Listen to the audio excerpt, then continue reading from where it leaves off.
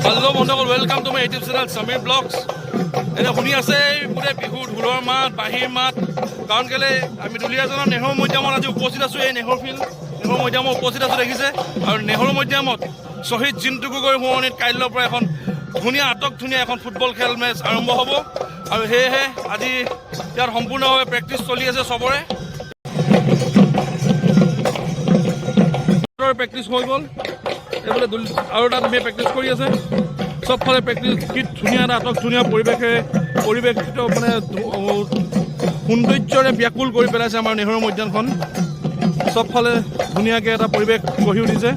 দুলিয়াজানবাসী ৰাইজৰ কাৰণে অতি সুখবৰ যে শ্বহীদ জিন্তু গগৈৰ এবাৰ ফুটবল মেচখন আমাৰ দুলিয়াজানত অপেনিং চেৰিমনি কাইলৈ বহুত ধুনীয়াকৈ এই মেচখন আমাৰ নেহৰু মৈদামত আয়োজন কৰা হৈছে